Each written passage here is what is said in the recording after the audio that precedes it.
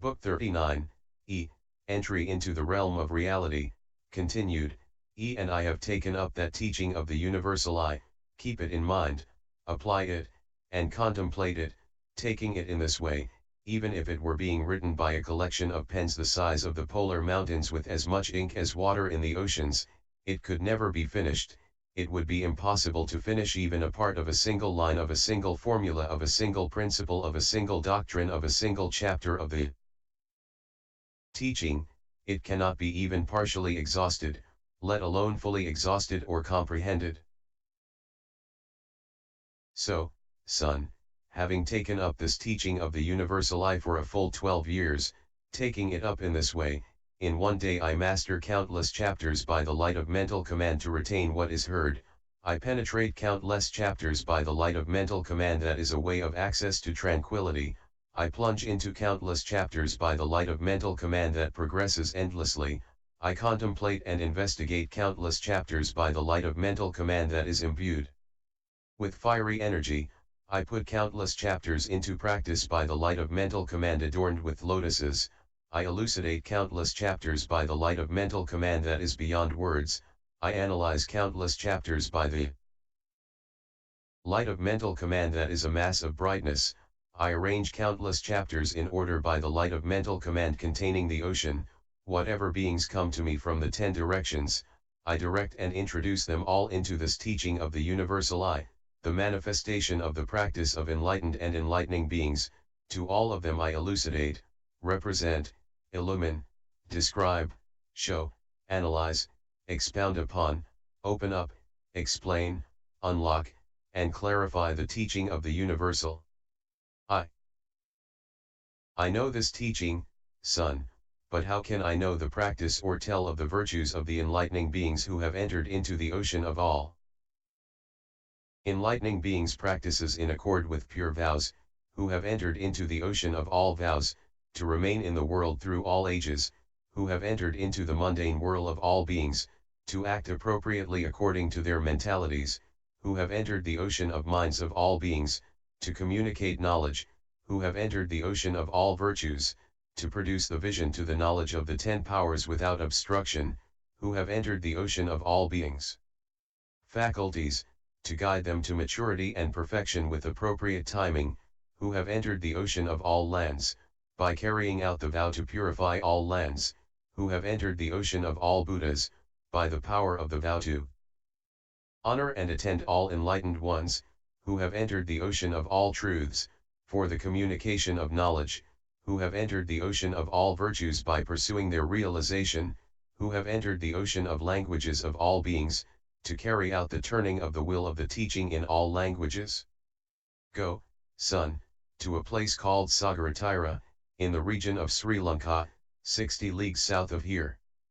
A monk named Supradishthita lives there, go to him and ask how a great enlightening being is to purify enlightening practice.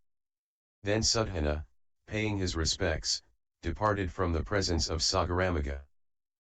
Supradishthita then Sudhana, remembering that spiritual benefactor's teaching of the universal I, reflecting on that projection of Buddhahood, keeping in mind those multitudes of statements of the teaching, entering into those oceans of entries into the teaching, pondering that method of teaching, plunging into the principles of that whirlpool of teaching, entering fully into the space of that teaching, clarifying that sphere of teaching, and contemplating that treasure island of teaching.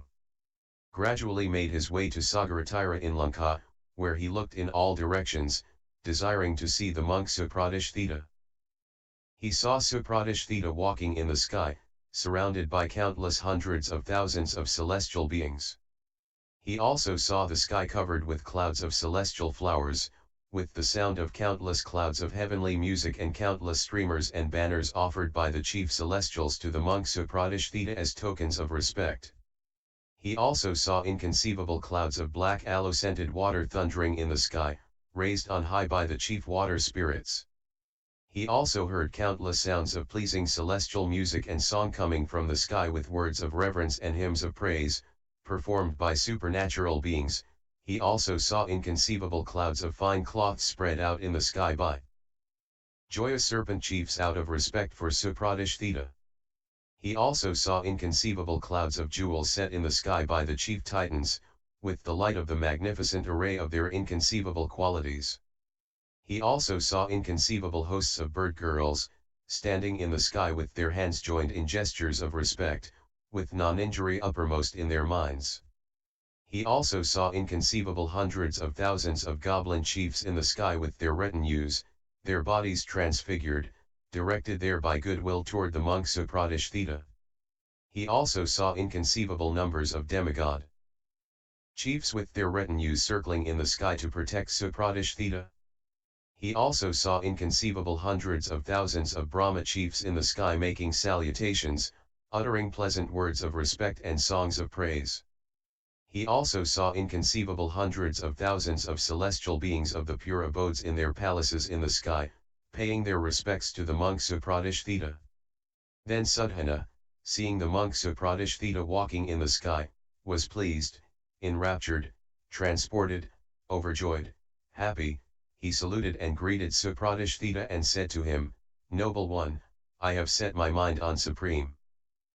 enlightenment, but I do not know how an enlightening being is to seek the qualities of Buddhas, how an enlightening being is to acquire the qualities of Buddhas, how an enlightening being is to accumulate the qualities of Buddhas, how an enlightening being is to cultivate the qualities of Buddhas, how an enlightening being is to actualize the qualities of Buddhas, how an enlightening being is to act in accord with the qualities of Buddhas, how an enlightening being is to assemble the qualities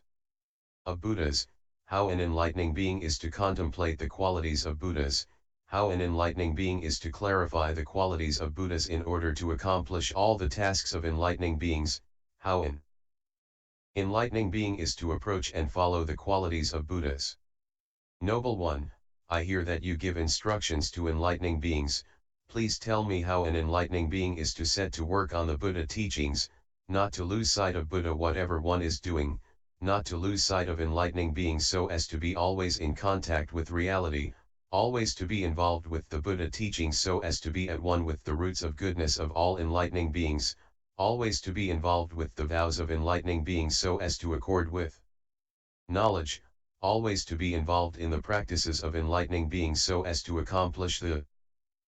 task of all enlightening beings, always to be pervading all Buddha fields so as to live continuously through all ages, to remain in the conditional for the manifestation of the projections of all Buddhas, always to be hearing the teaching in order to visit in one's own body the places of death and birth of all Buddhas by the emanation-like action of enlightening beings, and to always be in contact with the light of knowledge so as to receive the teachings of all Buddhas and accord with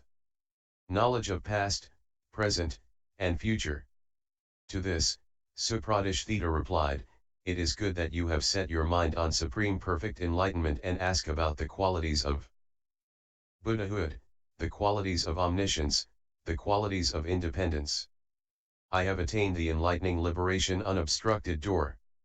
Going in and out of this unobstructed door liberation, practicing it, analyzing it, examining it, investigating it, and clarifying it, I have attained a light of knowledge called ultimate non-obstruction, whereby I am free from obstruction in awareness of the mental actions of all sentient beings, knowing where all sentient beings die and are born, entries into the channels to memory of past states, associations with all beings in future ages, communications to all sentient beings of the present time, knowledge of the conventions of languages of all sentient beings, cutting off the doubts of all sentient beings, comprehending the differences in the faculties of all sentient beings, approaching all sentient beings at appropriate times to guide them to full development, comprehension of time divisions as being conceptual, and in non-corporeal pervasion of the Buddha fields in the 10 directions, all by the attainment of non-being, non-abiding, and non-doing. By the realization of this mystic power of non-doing I walk, stand, sit, and lie down in the sky, disappear and appear, produce smoke and flame. Being one, become many, being many, I become one. I become now visible, now invisible. I go through walls unhindered, as through empty space.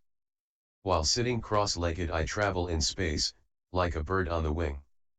I go in and out of the earth as if in water.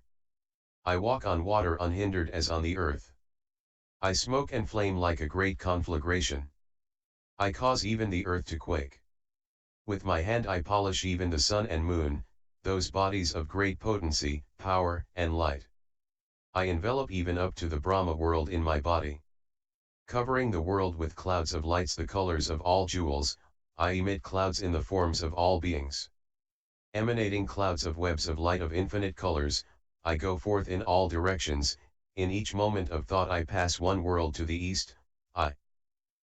pass 2 worlds, 3 worlds, 100 worlds, 1,000 worlds, 100,000 worlds, 1,000,000 worlds, 100 millions worlds, 1,000,000,000 worlds, 100 billion worlds, 1,000,000,000,000 worlds, countless, measureless, endless, incomparable, inconceivable, incalculable, untold, unspeakably unspeakable numbers of worlds, and in those worlds are Buddhas living, in each of those oceans of worlds, in each of those streams of worlds, in each region of those worlds, in each age of those worlds, in each set of those worlds, in each occurrence of those worlds, in each expression of those worlds, in each medium of those worlds, in each particular of those worlds, in each sacred place in those worlds, in each site of enlightenment in those worlds, in each assembly in those worlds, I go to each of the Buddha's teaching in those worlds with as many bodies as atoms in endless Buddha lands, each body raining as many clouds of offerings as atoms in endless Buddha lands. Going to the Buddhas, I ceaselessly make offerings of all kinds of flowers, fragrances, garlands, unguents, robes, banners, pennants, canopies, nets, and ornaments. Those Buddhas explain, reveal, and elucidate, and I acknowledge and take up all that they teach. I also remember the purity of the Buddha lands of those Buddhas. As in the East, so also in all directions do go to innumerable worlds, see the Buddha's teaching there, make offerings to them, acknowledge and take up what they say, and remember the purity of their Buddha lands. Also, all the beings who see me, to whom I come, are assured of supreme perfect enlightenment. Also, whatever beings see, small or large, underdeveloped or well-developed, happy or unhappy, I adopt a corresponding physical form, in order to guide them to maturity and perfection in the appropriate time. And all beings who come to me I establish in this enlightening liberation, which is everywhere at once and which is the consummation of unerring power. Son, I know this enlightening liberation unobstructed door, which is everywhere at once engaged in the service of the Buddhas, appropriate to the development of all beings. How can know the practice, or tell the virtues, of the great enlightening beings who act on great compassion, who act in accord with the practice of the great vehicle, whose conduct never deviates from the path of enlightening beings, whose conduct is free from attachment, whose conduct always embodies the will of enlightening beings, who always act with the thought of enlightenment, whose action is focused on the way of the enlightened, who always act with the thought of omniscience, whose way of action is like the sky, whose conduct is independent of all mundane realms, whose conduct is flawless, whose conduct is uncorrupted, whose conduct is consistent, whose conduct is faultless, whose conduct is pure, whose conduct is unblemished, whose conduct is free from evil, whose conduct is honest, whose conduct is dispassionate, whose conduct is undefiled.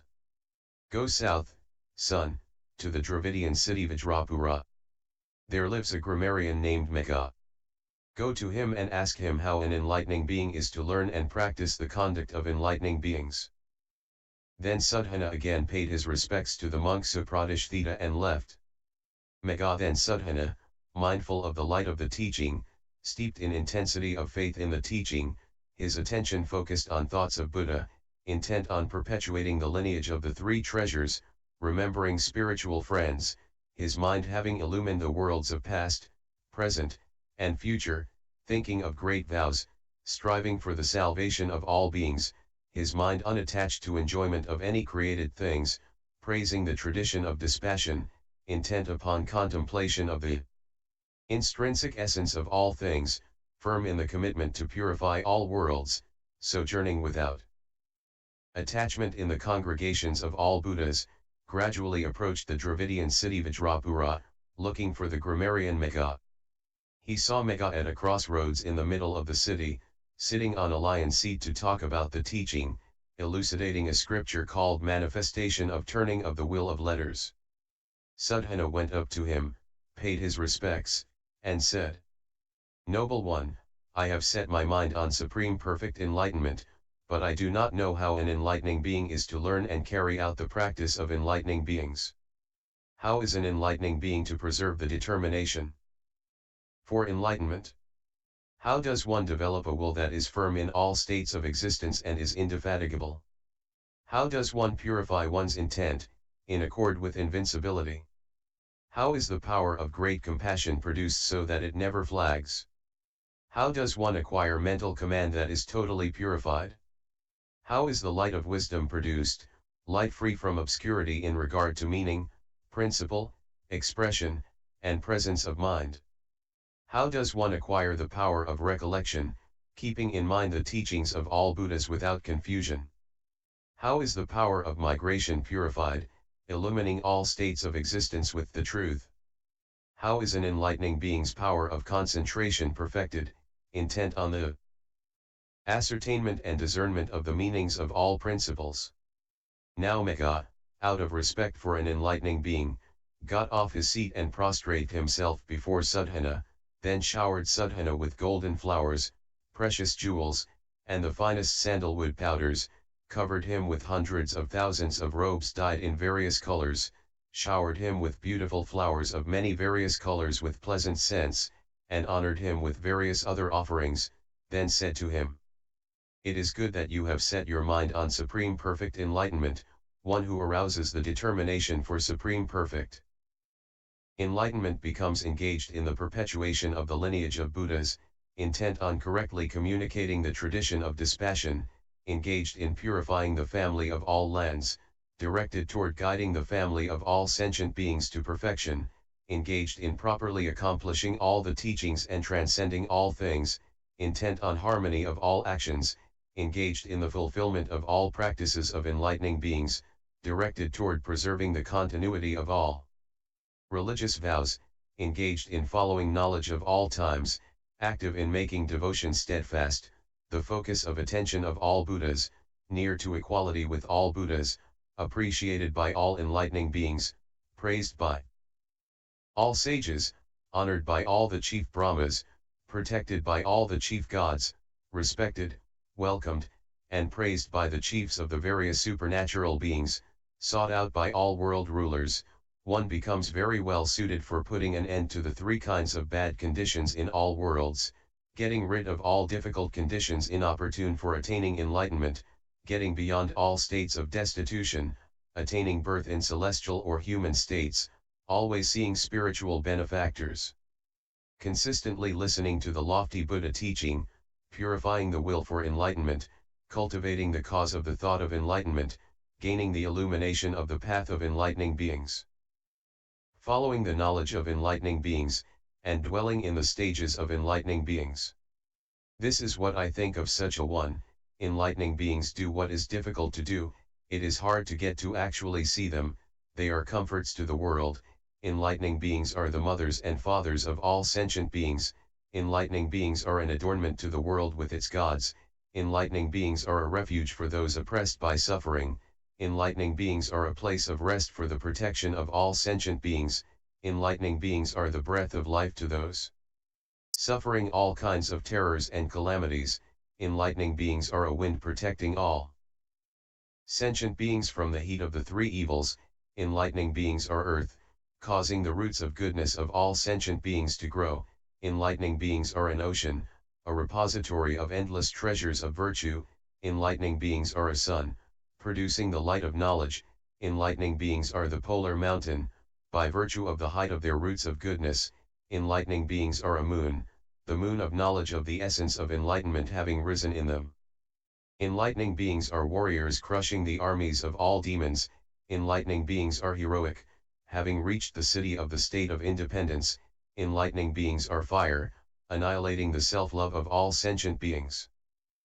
Enlightening beings are clouds, causing vast clouds of true teaching to shower, enlightening beings are rain, causing the sprouts of faculties such as faith to grow, enlightening beings are navigators, showing the way on the ocean of truth, enlightening beings are bridges conveying all sentient beings across the sea of mundane life, enlightening beings are a pathway to the holy for all sentient beings. Thus praising enlightening beings to Sadhana in such terms, Megha applauded Sadhana. While he was saying these words pleasing to enlightening beings, there issued from his mouth a mass of flames that made 1,000 worlds clearly visible, and all the sentient beings who perceived that light came to Megha, illumined by the light, to them, their attention commanded by Megha, their hands held forth in respectful supplication, their bodies and minds cooled, enraptured, inspired with reverence, divested of conceit, freed from deception, senses tranquil, Megha expounded and conveyed the teaching of the manifestation of the turning of the will of letters, upon hearing which they became irreversible in their progress toward supreme perfect enlightenment. Megha sat back down on the seat of teaching and said to Sadhana, I have attained the light of the spell of eloquence, I know the speech of all kinds of beings in a billion-world universe, I know the variety of speech of each kind of being, I know the unity of speech of each kind of being, I know the mixture of speech of each kind of being, I know the terms, speech, and concepts of all creatures, I know the ideas of all sages, I know the ideas of all ignoble people, I know the speech of enlightening beings, expressed according to the mentalities and languages of sentient beings, I enter into and focus on the oceans of utterances addressed to all sentient beings by the Buddhas of past, present, and future. As in this billion-world universe in each moment of thought enter into the oceans to all terms, expressions, speech, and concepts to sentient beings, I do the same in untold worlds in each of the 10 directions. I know this light of the spell of eloquence of enlightening beings, but how can I know the practice or tell the virtues of the enlightening beings who have entered the ocean of what is in various conceptions, who have entered the ocean of the various conceptions and languages of all people, who have entered the ocean of the various conventions of verbal designation used by all people, who have entered the ocean of logical connections of all statements, who have entered the ocean of literalism, who have entered the ocean of designation of all objects of past, present, and future in one object, who have entered the ocean of teaching which is beyond verbal expression, who have entered the ocean of the teaching of the Buddha, who have entered the ocean of explanations of distinct types of statements, who have entered the ocean of explanation guiding the analysis of statements of all truths, who have entered the ocean of speech of all beings, who have gone into the pure arrays of all spheres of sound, who are conversant with the ultimate distinctions of the will of phonemes.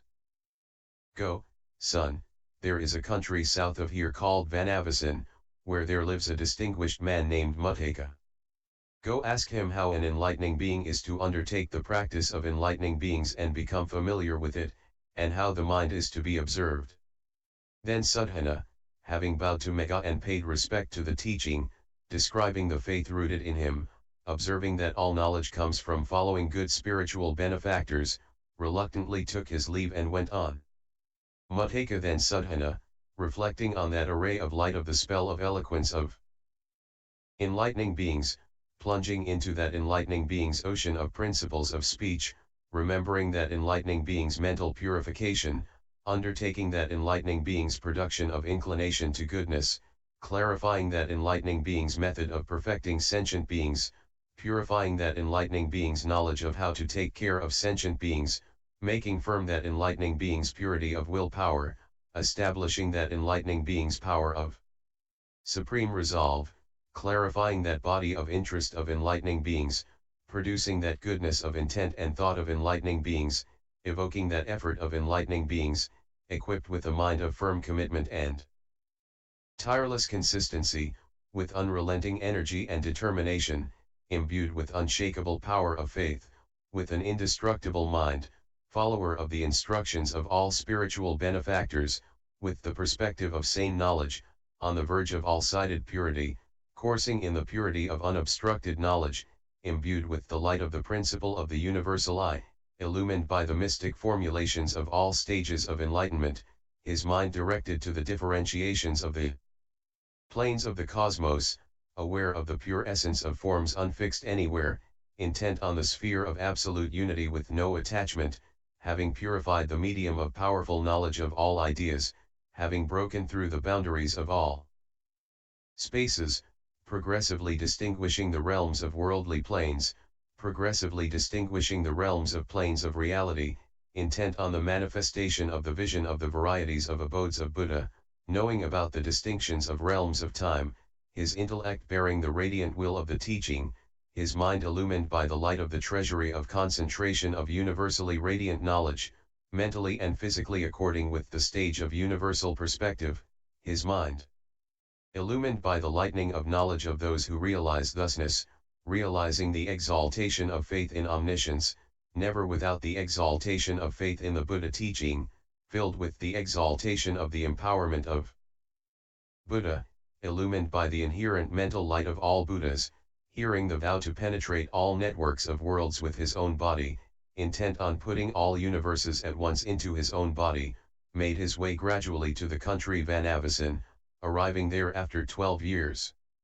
He looked for the noble Muttaka, saw him, paid his respects, and said, "Noble one, I have made gains, having met the spiritual benefactor Mega." Why do I say this? Spiritual benefactors are hard to get to see, hard to get to encounter, hard to visit, hard to attend, hard to approach, hard to stay with, hard to be perfected by, hard to associate with. But I have met the spiritual benefactor Mega. Noble one, I have set my mind on supreme perfect enlightenment, to attend all Buddhas, to be on good terms with all Buddhas, to see all Buddhas, to know all Buddhas, to approach equality with all Buddhas, to follow the vows of all Buddhas, to fulfill the vows of all Buddhas, to view the knowledge attained by all Buddhas, to produce all Buddhas in my own body, to accomplish the realization of all Buddhas in my own practice, to directly know the mystical transformations of all Buddhas, to purify the powers and confidences of all Buddhas, to hear all true teachings tirelessly, to listen to and take up the teachings of all Buddhas, to hold the teachings of all Buddhas, to distinguish the teachings of all Buddhas, to preserve the instructions of all Buddhas, to be one being with all Buddhas, to be equal to all enlightening beings, to purify the practice of all enlightening beings, to fulfill the transcendent ways of enlightening beings, to purify the accomplishment of the vows of all enlightening beings, to attain all enlightening beings' store of mystical power of Buddhas, to be illumined by the endless knowledge of the treasury of truths of all enlightening beings, to approach the treasury of enlightening beings, to produce the infinite treasury of enlightening beings, to realize the ultimate consummation of guidance of sentient beings with the treasury of great compassion of all enlightening beings, to know the treasury of spiritual transformations of all enlightening beings, to command in my own body the treasury of powers of all enlightening beings, to be fully arrayed with the treasury of purities of all enlightening beings. Noble one, I have come in such a spirit, with such desires, such wishes, such intentions, such thoughts uppermost in my mind, aiming for such a realm, determined to follow such principles, intent on such purity, seeking such adornments, with such a humble mind, applied to such good, my faculties oriented in this way. Noble one, I hear you give instructions to enlightening beings, explain principle and clarify procedure, explain the path, take them across the bridge, open the door of the teaching, cut off doubts, dispel craving, pull out the arrow of confusion, clear away the grime of uncertainty, light up the obscurity in the mind, remove defilement from the mind, calm the mental flow, remove deviousness from the mind, cool the fever of the mind, foster non-attachment, turn back the mind revolving in the mundane whirl, turn enlightening beings away from evil, separate them from hells, free them from attachments, direct them toward omniscience, lead them into the city of truth, establish them in great compassion, settle them in great kindness, introduce them into the practice of enlightening beings, cause them to enter into the development of ways of concentration, establish them in means of realization, fill them with contemplation of inherent nature, and explain mind according to power for the sake of attainment of equanimity toward all beings. Noble one, please tell me how an enlightening being is to learn, commence, and carry out the practice of enlightening beings, and how one so engaged can quickly purify the sphere of practice of enlightening beings. At that juncture Muttaka entered an enlightening concentration medium, called collection of all Buddha fields, led by a mystic formula of endless progression, accomplishing entry into this concentration by the power of his past roots of goodness, by the empowerment of the Buddha, and by Manjushri's attention and gift of the light of knowledge. As soon as Muttaka had entered that state, his body became pure, and by that purity of body as many Buddhas in the 10 directions as atoms in 10 Buddha lands were visible within his body, along with the adornments of their pure lands, their congregations, their pure lights, their past actions and abodes, their mystical projections, their vows, their pure arrays of liberative practices, their manifestations of attainment of perfect enlightenment, their turnings of the will of teaching, their developments of sentient beings, and the ultimate consummation of their teaching. All these were visible within Muttaka's body without mutual confusion, without mutual obstruction, clearly distinct, showing the various individual ages accurately defined, the various arrays of the Buddha lands, the various adornments of the congregations of enlightening beings, and the various miracles of the Buddhas. Some Buddhas were seen to be in the heaven of happiness in a world setting forth various means of liberation and illumining various undertakings. Some were seen descending from the heaven of happiness doing the duty of Buddhas, some were seen in the womb of the mother displaying various miracles, some were seen being born and showing a child's play, some were seen at home, some leaving home, some gone to the summit of enlightenment defeating the army of demons, some were seen surrounded by deities, spirits, and cherubim, being asked by Brahma and Indra to turn the wheel of the teaching, some were seen turning the wheel of teaching, some were seen in the abodes of all beings, some were seen passing away, in some cases the division of the relics of deceased Buddhas in a world was seen, and in some cases people and celestial beings in a Buddha land were seen adorning a Buddha's shrine. Continued, F.